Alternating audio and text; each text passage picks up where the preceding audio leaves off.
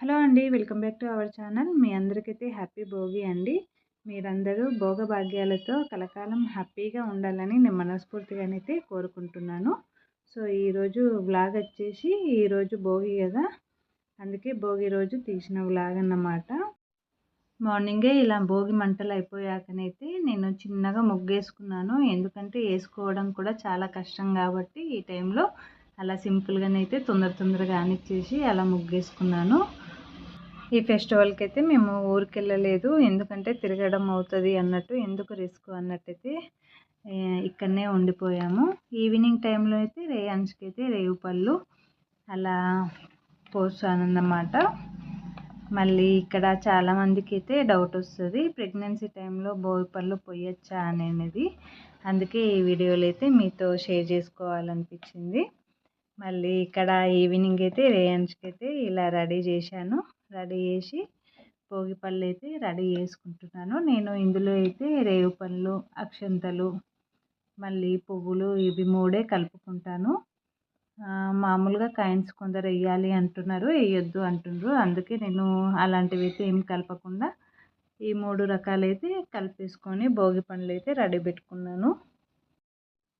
ఈరోజు పిల్లలకైతే కంపల్సరీ భోగి పళ్ళు పోయాలి కాబట్టి అలా రేయాన్స్కి అయితే జస్ట్ అయితే తీశాను. చుట్టుపక్కల వాళ్ళనైతే ముత్తైదులను అలా పిలిచి వాళ్ళతో కూడా దిష్టి తీయించాను. మళ్ళీ ఇక్కడ ప్రెగ్నెన్సీ వాళ్ళు పొయ్యొద్దు అనేదానికైతే ఏమీ లేదండి. ఒక 5 మంత్స్ వరకు మనము పిల్లలకైతే భోగి పండ్లు పోసుకోవచ్చు అన్నారు.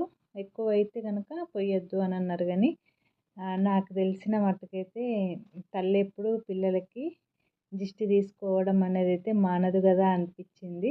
మరి మీరేమంటారా అనేది అయితే కామెంట్ చేయండి. ఇక్కడనైతే నేనైతే అలాంటిది అయితే పట్టించుకోకుండా రేయాన్స్కి అయితే ఫస్ట్ నేనే అలా అడ్జస్ట్ అయితే తీశాను.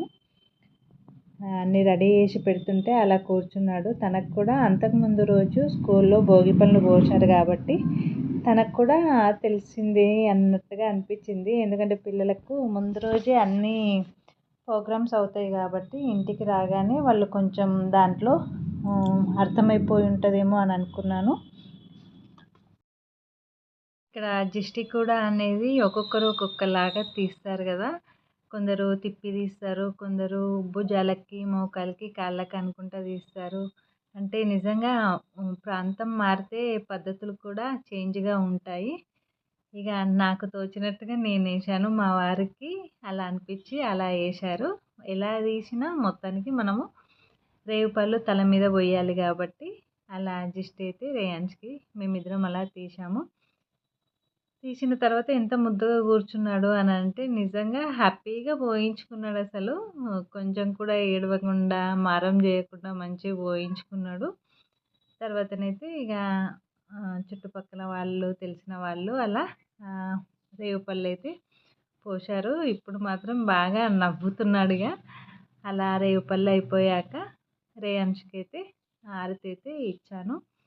రేగుపళ్ళు అన్నీ అయిపోయాక చివరిగా హారతి ఇచ్చి ఆశీర్వదించాలన్నట్టు అలా ముత్తైదులమైతే రేయాన్స్కి అయితే అలా హారతి అయితే ఇచ్చాము. చాలా హ్యాపీగా అనిపించింది. నెక్స్ట్ ఇయర్ ఇక ఈ టైంకు ఇద్దరు ఉంటారు కదా అన్నట్టుగా అలా హ్యాపీగా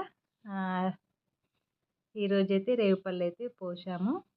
ఇలా జరిగింది మా ఇంట్లోనైతే. మీ ఇంట్లో ఎలా జరిగింది అనేది అయితే కామెంట్ చేయండి. ఈ వీడియో కనుక నచ్చితే లైక్ చేయండి, ఛానల్ని అయితే సబ్స్క్రైబ్ చేయండి. నెక్స్ట్ వీడియో కోసం అయితే పక్కనున్న బెల్ సింబల్ అయితే క్లిక్ చేయండి. ఓకే అండి, బాయ్.